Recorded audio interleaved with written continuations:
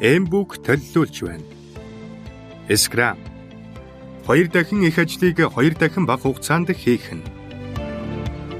Зохиогч Jeff Sutherland. Орчуулсан Дорд Симбийн ариун болт. Номыг уншсан Баццгийн Пүрэв Давг. Scrum гэж юу вэ? Миний бие 20 жилийн өмнө Кен Швабертэй хамтран технологийн салбарт өндөр чанартай програм хангамж маш богино хугацаанд боловсруулахаар ажиллаж байхдаа туйлын үр дүнтэй арга болох Scrum-ыг бүтээсэн юм. Тэр үед мөн өдгөөч гэсэн ихэнх хүмүүс уламжлалт хүрхрийн аргыг ашигласаар байна. Хүрхрийн арга нь төслийн үе шат бүрийг эрдэнэс урьдчилан төлөвлөж, түүнийг алхам-алхмаар хэрэгжүүлж дуусгасныхаа дараа эцсийн хэрэглэгч үйлчлүүлэгчид нийлүүлэх зарчим баримталдаг. Харамсалтай нь энэ үйл явц их удаан урьдчилан таамаглах боломжгүй. Эцсийн бүтээгдэхүүн нь ихэвчлэн үйлчлүүлэгчийн шаардлага эсвэл эрэлт хүсэлтэд нийцэхгүй байх нь олонтоо тохиолддог юм. Хүрхрийн арга буюу генерик антын хүснэгтэнд төслийн үйл ажиллагааг шат дараалсан хэлбэрээр наривчлан харуулдаг нь байгууллагын удирдлагын сэтгэлд ихээхэн нийцдэг боловч төслийн гүйцэтгэл хугацаанаас хоцорч заавалчгүй анх төлөвлөсөн төсөв хэд дахин нэмэгдэх нь зайлшгүй гэдгийг цохон тэмдэглэмээр байна.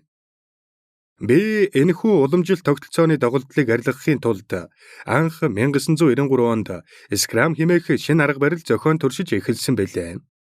Босоо зохион байгуулалттай төслийн удирдлагын уламжилт арга барилтай харьцуулахад энэ арга эрс шинжилэл авчирсан юм. Scrum арга барил нь төслийн явцыг үүссэн нөхцөл байдалтай уялдуулан өөрчлөх, түүнд зохицох чадвар маш өндөр, өөрийгөө удирдан чиглүүлэх бололцоотой шинэлэг тогтолцоо юм. Scrum арга барил анх үүссэн цагаас хойш технологийн салбарт програм хангамж боловсруулах, бүтээгдэхүүн үйлдвэрлэх үндсэн зарчим болжээ.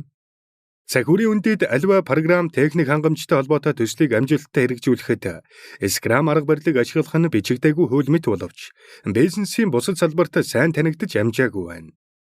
Учир эмд би Scrum менежментийн системийн тухай бусад салбарын хүмүүс танилцуулан тайлбарлах зорилгоор энэхүү номыг бичсэн билээ. Номд Scrum арга барилын үндэс болсон Toyota-гийн үйлдвэрлэлийн систем болон агаарын тулдааны үед ашигладаг AB ишүү тойргийн талаар өгүүлнэ. Түүнчлэн цөөн гишүүнтэй багийн тусламжтайгаар төсөл хэрхэн хэрэгжүүлэх вэ?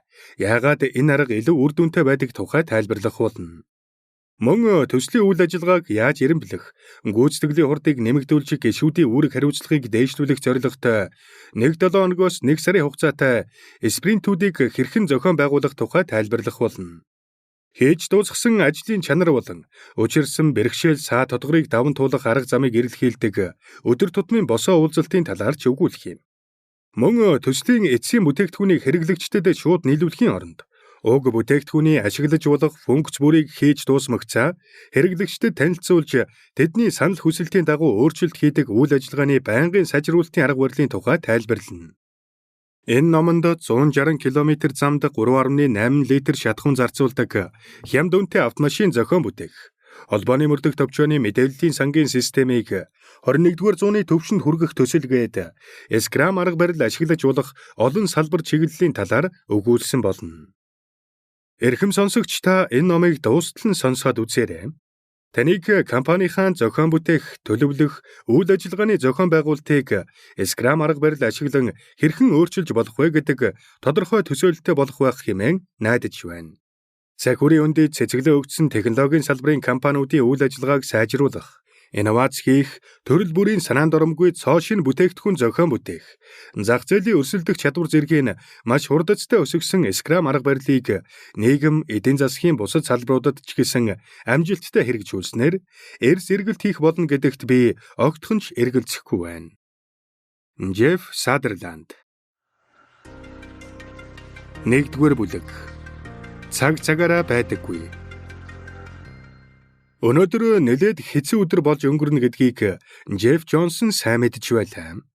2010 оны 3-р сарын 3-ны өдөр Америк нэгдсэн улсын холбооны мөрдөх товчооны удирдлага 9-р сарын 11-нд улсан халдлагатай төстэй алан хядах үйл ажиллагааг таслан зогсоох зорилгоор хэрэгжүүлэх гэж байсан товчооны түүхэн дэх хамгийн өргөн цар хүрээтэй компьютерийн систем шинжилгэлийн төслөө цуцлахаар шийдсэн нь програм хангамжийн бизнестэй холбоотой дүүлэн үйл явдлуудын нэг болсон билээ.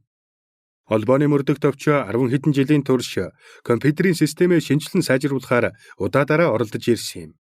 Харин дахиад л бүтлгүүтэх цонд нь бүрэлдсэн дараачийн төслийг удирдах үүрэг Jeff Johnson-д иржээ. Уг нь Jeff Lehman Brothers санхүүгийн корпорацийн IT инженерийн хэлтэст дэд захирлын албан тушаал хашдаг байлаа. Түүний уужим саруул албан тасалга Вашингтон хотын Эдгар Хүүвер цамхгийн дээд давхарт байрладаг. Цонхоор нь Америк нэгдсэн улсын анхны ерөнхийлөгч Жорж Вашингтоны хөшөө алган дээр тавьсан мэт ил харагддаг байжээ. Jeffтэй хамт Lehman Brothers ажиллаж байсан. Өдгөө холбооны мөрдөх товчооны мэдээллийн албаны захирал Chad Fulgham түүнд холбооны мөрдөх товчоонд ажиллахыг санал болгон ажилд авснаас хойш даруй 7 сар өнгөрсөн байлаа. Jeff энэ ажилд орохдоо байгууллагын хөнгөлд байдаг үнсэн блокн хантай нарны гэрэл тусдгүй өрөөнд хүн бүр ямар ч найдваргүй хэмээн үзэж байсан төслийг амжилтанд хүрэхийн тулд бүтэн 2 жил нойр хоолгүй шахам ажиллах болно гэдгээ төсөөлж байсан нь юу л бол. Тэрээр 10 хэдэн жилийн турш $100 сая хөрөнгө оруулалт салхинд хийсгсэн бүтэл муутай төслийн гэрээг цуцалж, Бэйдан гүйцэтгэх нь илүү үр дүнд хүргэнэ гэсэн зоримог шийдвэрийг захиралдаагаа хамтран гаргажээ. Хожим нь тэрээр тийм шийдвэр гаргах амар байсангүй. Гэхдээ төслийг амжилттай хэрэгжүүлж дуусгах зайлшгүй шаардлагатай тулгараад байлаа хэмээн дурсаж байсан юм. Энэ бол холбооны мөрдөх товчооны компьютерийн системийг орчин үеийн төвшөнд хүргэх зорилготой маш их хүлээлт үүсгэж байсан төсөл байлаа. 2010-ад оны үеэр Facebook, Twitter, Amazon, Google компаниуд хөгжлийн оргил руугаа тэмүүлж байхад холбооны мөрдөх товчоо ихэнх тайлан мэдээлэлээ цаасан дээр буулгасан хэвээр байв. Холбооны мөрдөх товчоонд ашиглаж байсан мэдээллийн системийг хэрэг бүртгэх автомат систем гэх хагаад 1980-ад оны үед суйрлуулсан. Тухайн үедээ сүүлийн үеийн дэвшилтэт технологи тооцогдож байсан боловч тэдгээр овор ихтэй суур компьютерүүд мэдээллийн технологийн хөгжлөөс илт хоцорч эхэлсэн байлаа. Уг систем террористүүд болон гэмт хэрэгтнүүдийн хэрэглэж байсан технологийн хурд өөрчлөлтийн хаанч хүрдэггүй байсан учраас холбооны мөрдөх товчооны тусгай төлөөлөгч нарын олонх нь энэ системийг огт ашигладаггүй байжээ. Жишээ нь холбооны мөрдөх товчооны төлөөлөгч нууц мэдээлэгчид урамшууллын мөнгө олгох, террорист мөрдөх, эсвэл банк дэрэмдсэн гэмт хэрэгтний талаар үндсэн системд мэдээлэл оруулах шаардлага гарвал 30 жилийн өмнө яаж тайлан гаргадаг байсан тэрл зарчмаа дагаж мөрдөх хэрэгтэй болдог байв. Jeff энэ талаар төлөөлөгч нар тайлангаа 3% боловсруулж, нэг нь дарга нараар батлуулахаар илгээж, дарга нарт явуулсан тайлан замдаа үргэлдвэл дахин илгэн хэмээн нэг нь өөртөө хадгалж, үлдсэн хөв дээр тухайн тайлангаас мэдээллийн санд оруулах гол үгсийг улаан балаар нэр шүү. Яг л хүүхдийн дэвтэр засаж байгаа багшаайтай тэмдэглэн индексжүүлэх ёстой байдаг байлаа хэмээн ёжтой наргагүй өгүүлж байж билээ. Төлөөлөгчийн хүсэлтийг баталгаажуулбал уг тайланд дугаар олгож, түүн рүү нь буцаан илгээнэ. Хэрв холбооны мөрдөх товчооны ажилтнууд ямар нэг хэргийн баримт тайландаа танилцах хэрэг гарвал уг дугаарыг ашиглах шаардлагатай болно. Ийм арга барил их хоцрогдсон цоорхоо ихтэй байсан учраас 9-р сарын 11-ний халдлагын өмнөх хэдэн сард Аль-Каидагийн гишүүд Америк нэгдсэн улс руу олноор нэвтрэн орж байх үед тэдний хувилдааныг илрүүлэн саатуулах боломж товчоонд олдоогүй юм. Холбооны мөрдөх товчооны нэг хэлтэс сэжигтэй этгээдийн хяналтанд авч өөр хэлтсийн ажилтнууд яагаад олон тооны сэжиг бүхий гадаадын иргэд нислэгийн сургалтанд хамрагдаж байна вэ хэмээн толгоогоо гашлагаж суухад бас нэг хэлтсийнхэн сэжигтэй этгээдийг онц аюултай гэмт хэрэгтэн гэсэн жагсаалтанд оруулж байдаг байжээ. Харамсалтай нь аль ч хэлтэс өөрсдийн үйл ажиллагааны талаар бусадтайгаа мэдээлэл хуваалцах боломжгүй байв. Үүнээс шалтгаалan холбооны мөрдөх товчооны ажилтнууд энэ халдлагын талаар ямар ч төсөөлөлгүй сууж байжээ. 9-р сарын 11-ний халдлагыг мөрдөх комисс уг халдлага чухам ямар шалтгааны улмаас зорилготой хүрсэн болохыг наривчлан шалгаж эхэллээ. Комиссийн илтгэлд халдлагатай холбоотой мэдээлэл дүгнэлт хийх ёстой товчооны шинжээчид шаардлагатай мэдээлэл авч чадахгүй байсан болохыг онцлон тэмдэглэсэн байдаг. Уг илтгэлд холбооны мөрдөх товчооны мэдээллийн сангийн ажилтнуудын хариуцлагагүй байдал, үйл ажиллагааны доголдлын улмаас комиссийн шинжээч нарын урдийн харилцаа холбоо, танил талаа ашиглан мөрдөх үйл ажиллагаанд шаардлагатай мэдээллийг холбогдох хэлтэс газруудаас олж авах нь олонтоо тохиолдож байсан гэж тэмдэглэсэн байдаг. 9-р сарын 11-ний халдлагаас өмнө холбооны мөрдөх товчоо Америк нэгдсэн улсад занл хийлж болзошгүй террорист халдлагын талаар ямар нэг судалгаа дүн шинжилгээ огт хийгээгүй байсан болох нь энэ үед илэрсэн юм. Хувь хүний албан тушаал ахих гэсэн явц зүй сонирхол, мэдээлэл солилцох үйл ажиллагааны доголдол гээд олон хүчин зүйлс үүнд нөлөөлсөн ажээ. Гэхдээ уг илтгэлд холбооны мөрдөх товчоо 9-р сарын 11-ний халдлагыг таслан зогсоож чадаагүй гол шалтгаан нь товчооны мэдээллийн технологи орчин үеийн хөгжлөөс хэд хоцрогдсон байснаас үүдэлтэй хэмээн тусгаалan тэмдэглэсэн байдгийн. Уг комисс холбооны мөрдөх товчооны мэдээллийн систем орчин үеийн шаардлага хангаж чадаагүй. Мэдээллийн санд ямар мэдээлэл байгаа болохыг олж мэдэх боломж огтхон ч бүрдээгүй байсан гэж дүгнжээ. Сенатын гишүүд холбооны мөрдөх товчооноос алдаа дутагдлын шалтгааны талаар тайлбар шаардахад одоо санаа зовох зүйлгүй. Холбооны мөрдөх товчооны мэдээллийн системийг орчин үеийн технологи програм хангамжаар ханган сайжруулах төсөл аль хэдийн хэрэгжээд эхэлсэн хэмээн булзааруулж байжээ. Тэд виртуал хэрэг бүртгэлийн сангийн систем гэх шин төсөл нь бүхнийг оронгоор нь өөрчилж, өчүүхэн ч алдаа дутагдал гаргахгүй хэмээн амлаж байв. Гэтэл аль хэдийн 100 сая гаруй долларын хөрөнгө оруулалт хийсэн уг төслийг бүрэн хэрэгжүүлэхийн тулд дахиад 70 сая долларын хөрөнгө оруулалт шаардлагатай болохыг холбооны мөрдөх товчооны албан тушаалтнууд мэдэгдэхэн тэр. Хэрэв та тэр үед виртуал бүртгэлийн сангийн системийн тухай сонин хэвлэлд гарч ирсэн мэдээллүүдийг эргэн сөхвөл, эрс шинжилэл, үсрэнгүй дэвшил гэх мэт үгсийг харамгүй хэрэглэж байсан болохыг төвөггүй анзаарна. Тэгтэл 3 жилийн дараа уг төслийг хааж орхижээ. Тэр төсөл амьдралд ер хэрэгжээгүй юм. Эцсийн эцэст холбооны мөрдөх товчоо татвар төлөгчдийн 170 сая долларыг програм хангамжийн ганц ч мөр код бичигдээгүй, ганц ч аппликейшн хийгдээгүй, ганц ч хүн ашиглаагүй, ер нь хизээч ашиглахгүй компьютерийн систем худалдаа авахд зарцуулчихсан байлаа. Төсөл бүхэлдээ жинхэнэ гамшиг болж хувирсан юм. Уг нь IBM, эсвэл Microsoft гэх мэт хувийн компаниуд төсөл хэрэгжүүлэхдээ алдаа гаргасан бол яа гэхэв? Гэтэл энэ бүтлгүүтлийн цаана энгийн иргэдийн амь настай холбоотой асуудал давхар сөхөгдөж байсан юм. Тэр үед Вермонт мужаас Сенатын гишүүнээр сонгогдсон сенатор Патрик Лехи Вашингтон пост сонинд өгсөн ярилцлагада бидэнд 9-р сарын 11-ний террорист халдлагыг таслан зогсооход шаардлагатай мэдээлэл хангалттай байсан. Харамсалтай нь уг мэдээллийг ашиглаж чадсангүй. Тэд нэр гаргасан алдаагаа залруулахыг огтхон шижээхгүй байна.